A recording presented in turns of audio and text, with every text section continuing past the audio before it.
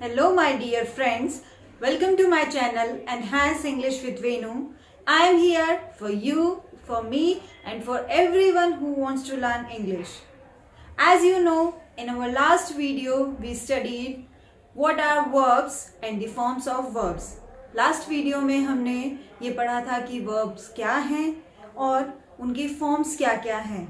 In this video we are going to watch types of verbs.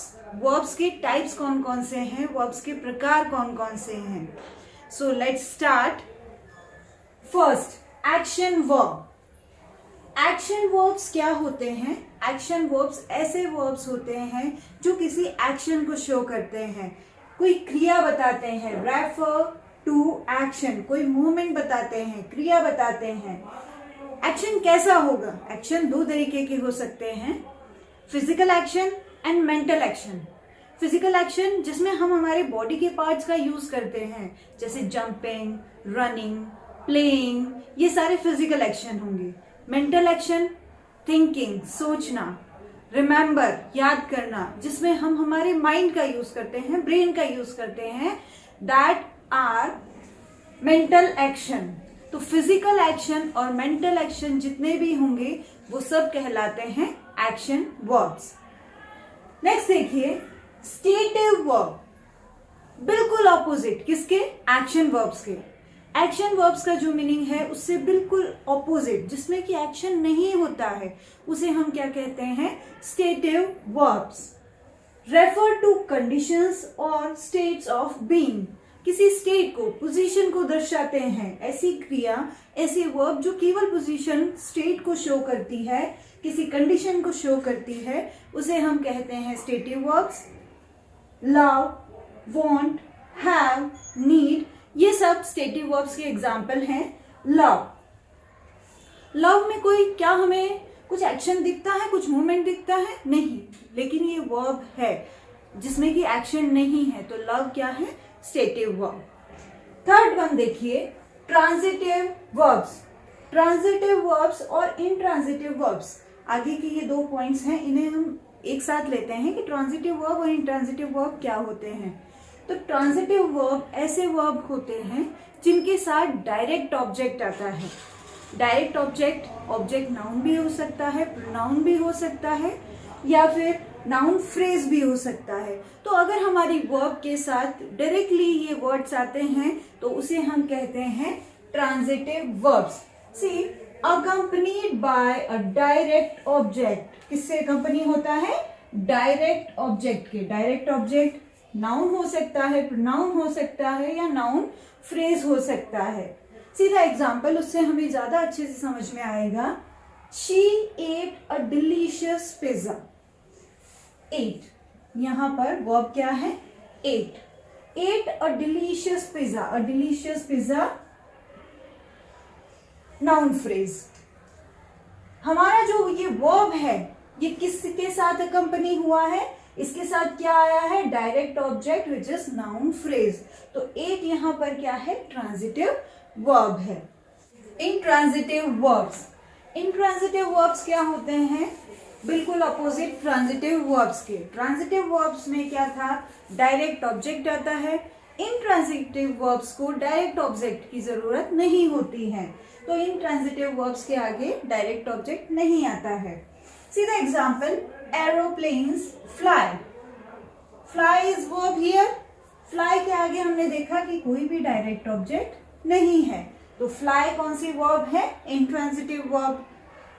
Direct object नहीं आता है, लेकिन उसके अलावा कभी कभी यहाँ पर एडजेक्टिव, एडवर्ब या प्रेपोजिशन फ्रेज भी यूज होता है. जैसे हम देख सकते हैं सेकेंड एग्जाम्पल में, the children slept while the adults work. Slept, slept के आगे वर्ड आया है while. So guys, transitive and intransitive verb. Transitive verbs ऐसे वर्ब्स जिनको डायरेक्ट ऑब्जेक्ट की जरूरत होती है. वो डायरेक्ट ऑब्जेक्ट कौन से होते हैं? नाउन, प्रोनाउन या नाउन फ्रेज. ऐसे वर्ब्स जिन्हें डायरेक्ट ऑब्जेक्ट की जरूरत नहीं होती है उन्हें इंट्रांजिटिव वर्ब्स कहा जाता है. डायरेक्ट ऑब्जेक्ट नहीं आता है, लेकिन कभी कभी उनके साथ हम देख सकते हैं कि एडजेक्टिव, एडवर्ब या प्रपोजिशन फ्रेज यूज होता है। Let's move on. Linking verbs, link connection, link करने का कार्य, लिंक करने का काम जो वर्ब्स करते हैं, किसको लिंक करने का काम? Subject and subject complement, subject और सब्जेक्ट कॉम्प्लीमेंट को जोड़ने का काम जो वर्ब्स करती हैं उन्हें कहा जाता है linking verbs. See the example, this gold watch looks expensive. Looks, gold watch, watch क्या है? सब्जेक्ट। एक्सपेंसिव क्या है? Subject complement. सब्जेक्ट और सब्जेक्ट कॉम्प्लीमेंट को लिंक करने का काम जो वर्ब करती है, जो क्रिया करती है, उसे हम कहते हैं लिंकिंग वर्ब्स। नेक्स्ट है हेल्पिंग वर्ब्स। हेल्पिंग वर्ब्स क्या होते हैं? एज द नेम सजेस्ट कि हेल्पिंग वर्ब हेल्प करने का काम करते हैं। किसकी हेल्प? वर्ब्स की हेल्प।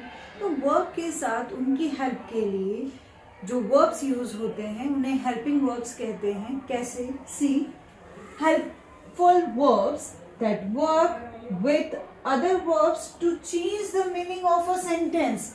उनका मोटो क्या रहता है? उद्देश्य क्या रहता है? पर्पस क्या रहता है? कि change the meaning of a sentence, sentence का मीनिंग चेंज करते हैं। एग्जाम्पल से देखो, she is dancing, she was dancing. दो सेंटेंस है हमारे पास। शी सिमिलर है, सब्जेक्ट, इज वॉज इसमें चेंज है, डांसिंग डांसिंग, वर्ब दोनों सेम है, यहां सब्जेक्ट सेम है, वर्ब सेम है।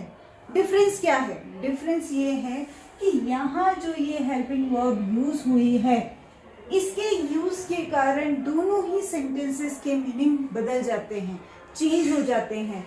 शी इज डांसिंग का मतलब है कि वो डांस कर रही है, शी वॉज डांसिंग का मतलब है वो डांस कर रही थी। तो इस तरीके से इनके मीनिंग बदल जाते हैं। नेक्स्ट है मॉडल वर्ब्स। मॉडल वर्ब्स बहुत ही यूजफुल हैं। क्यों?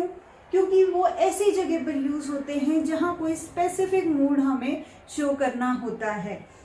Use to give a sentence a specific mood. कौन कौन से? एबिलिटी क्षमता, नेसेसिटी आवश्यकता, पॉसिबिलिटी संभावना, और परमिशन, और क्या है? परमिशन। तो इन चार स्पेसिफिक मूड को शो करने के लिए मॉडल वर्ब का यूज किया जाता है। कौन कौन से हैं? Can, may, might, okay, it has been written twice. Can, may, might, must, should, would. In modal verbs को हम डिटेल में अपने अगले वीडियो में पढ़ेंगे। फिलहाल के लिए हम ये जान लेते हैं कि परमिशन, एबिलिटी, नेसेसिटी, पॉसिबिलिटी को शो करने के लिए सेंटेंस में हम can, may, might, must, would, should का यूज करते हैं, जिन्हें मॉडल वर्ब्स के नाम से जाना जाता है। Next, phrasal verbs. Phrasal verbs कौन सी वर्ब्स होती है? तो फ्रेजल वर्ब्स ऐसी वर्ब्स होती है जो वर्ब के साथ प्रेपोजिशन को ऐड करके उसका नया मीनिंग क्रिएट करती है। देखिए कैसे, combination of verb with preposition, जैसा कि मैंने आपको बताया। पुट ऑन, पुट का मतलब क्या होता है? रखना। ऑन प्रेपोजिशन है जिसका मतलब होता है ऊपर। वर्ड टू वर्ड जाए तो ऊपर रखना, लेकिन नहीं गाइस, इसका मीनिंग चेंज हो जाता है। Riya had put on a cotton dress. Put on का यहाँ पर मतलब है पहनना। ड्रेस के लिए भी यूज होता है पुट ऑन। कोई ज्वेलरी पहनते हैं उसके लिए भी पुट ऑन यूज होता है। तो इस तरीके से आपने देखा कि वर्ब में जब प्रेपोजिशन ऐड हुआ तो उसके ऐड होने के बाद उसका मतलब बदल गया, मीनिंग उसका चेंज हो गया। इसे हम कहते हैं फ्रेजल वर्ब्स। नेक्स्ट है regular verbs and irregular verbs. Regular verbs कौन सी होती हैं और इररेगुलर वर्ब्स कौन सी होती हैं? तो गाइस, रेगुलर वर्ब्स वो होती हैं जिनके पास्ट टेंस फॉर्म और पास्ट पार्टिसिपल फॉर्म, जिसको हम सेकेंड फॉर्म और थर्ड फॉर्म भी कहते हैं, उसमें या तो ईडी लगता है या डी लगता है, स्लाइड चेंज होता है, उन्हें हम क्या कहते हैं? Regular verbs.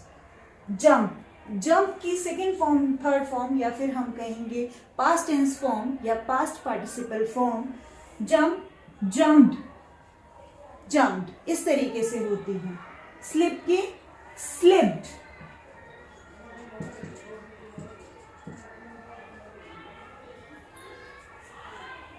Sleep slept,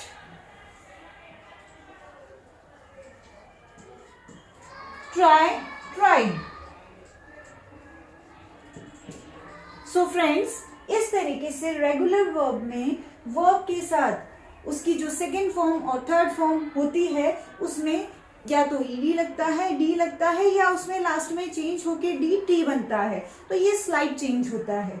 irregular verbs कौन से होते हैं? बिल्कुल इनके ऑपोजिट, जिसमें कि सेकेंड फॉर्म और थर्ड फॉर्म में ड्रास्टिक चेंज आ जाता है, बड़ा चेंज आता है, या फिर नो चेंज, या फिर कोई भी चेंज नहीं होता है। सीधा एग्जाम्पल, ईट की सेकेंड फॉर्म क्या होती है? Ate, and third form eaten. Eat, ate, eaten बिल्कुल डिफरेंट है ना, तो कहीं डी लग रहा है, बिल्कुल वर्ड में चेंज हो गया है। इसलिए ये कौन से वर्ब है? Irregular verb. सेट, सेट में कोई चेंज नहीं होता है। Set, past tense form set, past participle form set. Catch, catch की क्या होती है सेकेंड फॉर्म? Caught, CAUGHT। देखिए गाइस, हुआ चेंज इसमें? पुट, पुट में कोई चेंज नहीं होता। इस तरीके से रेगुलर वर्ब्स और इर्रेगुलर वर्ब्स, इर्रेगुलर वर्ब्स में ईडी, डी, पीछे टी लगता है, स्लाइड चेंजेस होते हैं। इर्रेगुलर वर्ब्स में या तो चेंज ही नहीं होते हैं या फिर ड्रास्टिक चेंज होते हैं। सो गाइस, आई होप कि आपको टाइप्स ऑफ वर्ब्स अच्छे से समझ में आ गए होंगे। टाइप्स ऑफ वर्ब्स आप एक बार देखिए, अगर उसमें कुछ आपको लगता है कि क्वेरी है, आपको कुछ नहीं समझ में आया है, तो आप मुझसे पूछिए, मैं उसका आंसर करूँगी। और हाँ, अगर आपका कोई सजेशन है मेरे लिए कि स्टडी के वे में कोई बदलाव करना है, तो वो भी आप मुझे बता सकते हैं। एंड आपका बहुत अच्छा सपोर्ट मुझे मिल रहा है, उसके लिए आप सभी को बहुत बहुत thank you from me. And guys, do like, subscribe and share my channel. हमारे वीडियो इसी तरीके से चलते रहेंगे और हम अच्छे से ग्रामर के कॉन्सेप्ट को कवर कर लेंगे। For now, bye all of you, see you in the next video.